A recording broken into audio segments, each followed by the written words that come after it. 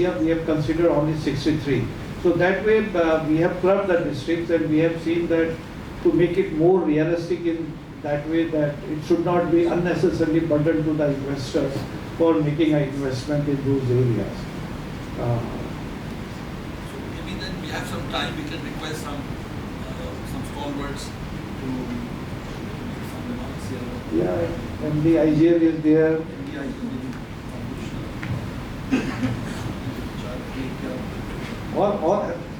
Or the entities who have already started working on that, who are participating, if anything is. Sir, it's an honor that you have given me the opportunity. And on behalf of industry, all I can say is that if we look at India, like somebody or either you told that India will be number 3. So that's a no-brainer for anybody. What we are looking at is India at number 1 or 2. That means that we have to grow about 20 trillion. So that's the kind of number. 2047 is the target that our Prime Minister said, 100 years. So if we have to reach about 20 trillion, then I think the energy requirement will be massive. And there is a space for all the fuels. Obviously, some of them, the natural gas among the fossil fuels is the cleanest. So it has a major role in, I think, taking India forward. And rather than saying gas first, the share has to definitely increase more than 15% beyond 2030. So in that direction, I would say that the success story of CGD companies we have and the business model. So IGL is at the forefront. If you have to give any example to quote the success of any CGD entity in India, so I think I represent IGL, and you have seen the growth, and that has been facilitated by both the government, PNGRB, everybody has played a role. And while interacting with PNGRB, we feel that they have played a role more as a facilitator than as a regulator. And wherever we have the problems, a couple of issues have already been highlighted. I am sure those will be taken care, especially with respect to taxation. As far as the Northeast is concerned, and just to give a background about IGL, now we, number-wise, we have around 24 lakh household connections, more than 17 lakh CNG vehicles.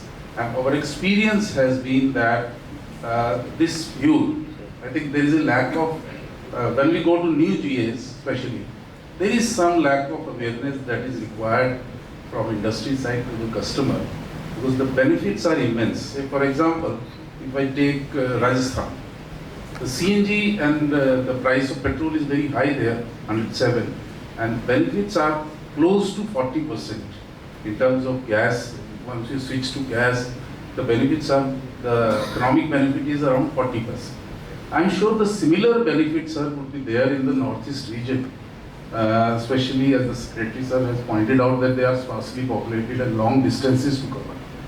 And say, for example, in Greater Noida, if I give an example, the commuting is huge. Somebody coming from Greater Noida to Gurgaon to Delhi, because the hubs are there. So traveling is huge, and we see more than 25% growth in Greater Noida and Noida areas just because of these distances. So same success we feel that in Northeast will be there, that when the distances are more, you have to commute more, and this is a very economical and fuel. And only some headwinds would definitely come, that when the Russia-Ukraine war was there, that time government stepped in, they set up a committee, and maybe the prices that were prevailing pre-Russia-Ukraine war, those were really very attractive for the sector. But nonetheless, still the present price regime also supports the sector in a way that we get some allocation, although in recent past some concerns have been there in the allocation front, 15 to 20% drop is there, sir, in recent months, but I'm sure that is a temporary phenomenon. So as an industry, we will be participating, we are looking at the options in Northeast and some of the states. We feel that there is a good opportunity, and especially when the kind of experience that we have of more than 25 years in CNG and PNG, as well as industrial. So these are the three sectors that we'll be looking at, and I'm sure, sir, those will be very profitable to us, as are the other GAs. Thank you. Thank you very much.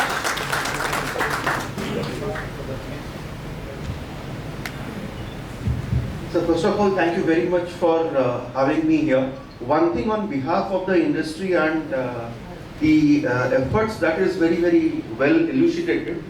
One thing that comes to my mind, since the focus is on Northeast, I'm sure Oil India will have a major role to play. And we can ensure one thing is that availability of gas will not be an issue. With the kind of E&P plan that we have, with the kind of investments that is lined up in the Assam self, in Arunachal Pradesh, we are having our own strategy to enhance our production from 8 million standard cubic meters to 11, and if there is a need, we can even ramp it up to 15. So coupled with the IGGL gas pipeline network, that is Indradhanu gas grid, when it is connected to the oil source, and we are also laying another pipeline to evacuate gas from Arunachal to Assam, plus the mandatory requirement of zero flaring that is needed today from an E&P operator, we see there is also our investment in zero flaring would result in more additional gas available to the market. So one is the production, B is the zero flaring effort, and C, our stake in IGGL, we have a keen interest in IGGL also, sir. So all this would actually be the catalyst for the growth of the gas economy in Northeast. So I think that's kind of an assurance which as an industry partner we would like to offer. Thank you.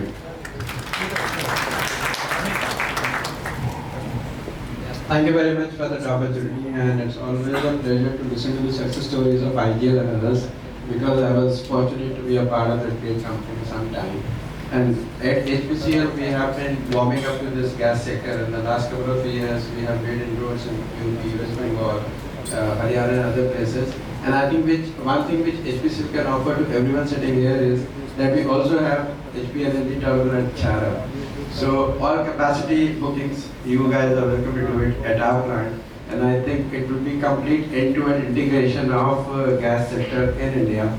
And we have a 5 million ton capacity plant. And I think a lot of gas will be needed. While the capacities are there to the order of 42 MMTs, but at key places these facilities are required. And we are now in the making of that journey. And that plant will get commissioned very, very soon. And PNGRB, as always, will play a major role in bringing gas to the country at affordable prices. So thank you very much for this round, and I think it was a true pleasure. And you rightly mentioned that the quality of presentations was so good, practically there are no questions. So compliments to everyone who did the presentations today. Thank you. Do we have any more thoughts and questions on that lovely note? Yeah, sister. Excuse me.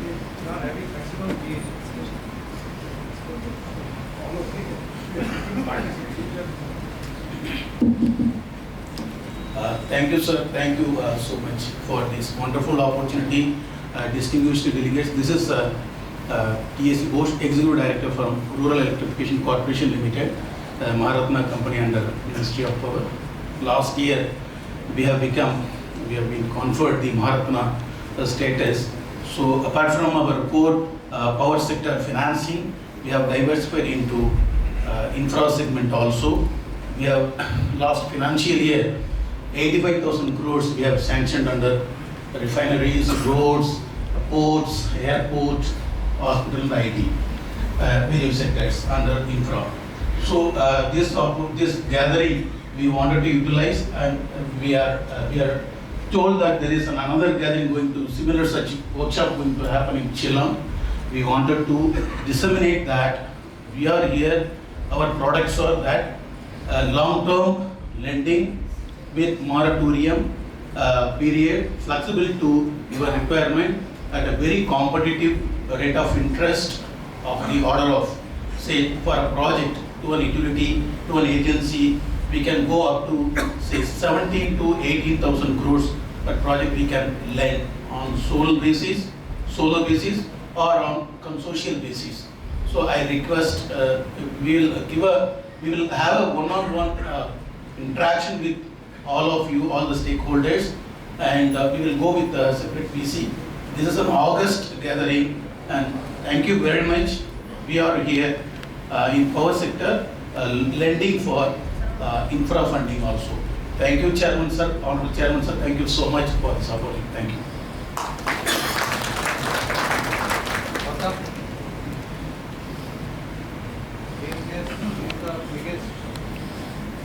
Good afternoon, sir.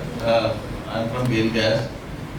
It is a great pleasure to be here, and I congratulate the PNG team for this 12th bidding round.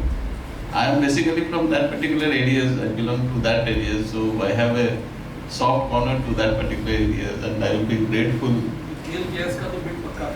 I will be grateful that you people please bid. In fact, sir, prior to this bidding round, there are some more challenges. GAs are also there, and there you got bids. So I hope that you will get bids from this GAs also. Thank you very much, sir. Thank you. Thank you very much, sir. Can we have a big round of applause? Yes. Do we have any more questions? Participating, because you have all the places, all the petrol pumps and all the different corners, so there also we are. If you want to say something, yes. Good. May I? I'm here. Nayan, sir. Good afternoon, sirs. My name is Ashish Utari. I am from Maruti Suzuki. More importantly, I am the chairman of Society of Indian Automobile Manufacturers, CIAM. So probably if I may present the auto industry perspective, it may benefit some of us. So I have basically 5 points to make. First, I'd like to share the happy situation that today we have achieved, as an auto industry, we have achieved a century of CNG option model available in the country. So we have 100 plus variants of the CNG models. So second is, all throughout these road shows and interactions, we have been there has been request that please launch CNG options, CNG variants in the premium models, advanced features. Today, we are again happy to share that we are talking about 5 lakh rupees vehicle or a 20 lakh rupees vehicle or 25 rupees vehicle. We have CNG vehicles with sunroof, with ADAS systems, and premium vehicles having CNG options. So this phenomena of this is for mass segment, we are taking it from mass to a class segment. Third thing what as an auto industry we are trying to do is, there has been, we all know, when we talk about CNG, there has been a very, very positive in terms of kitna deti hai. Yes, I have been making these numbers of around 27, 29, 30 kilometers per kg. I'm happy to report that the same fuel efficiencies we have improved by technology improvement. We're talking about 32, 34 kilometers per kg today. So the number of, there has been a significant technology improvement we are making, and a lot of mechanical engineers sitting here will understand from a leap jump of 27 to 33 or 34 kilometers per kg will be a significant improvement.